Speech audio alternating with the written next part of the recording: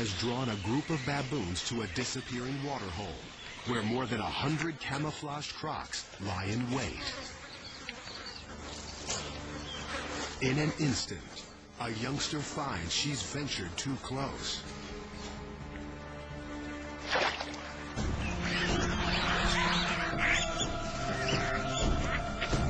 And this time, the adults can't or won't save her.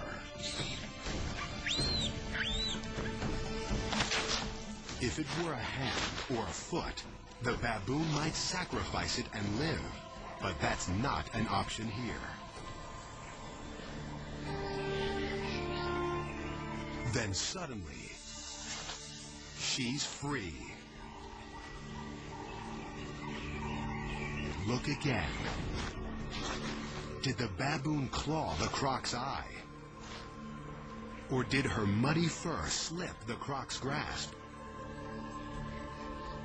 We can't tell.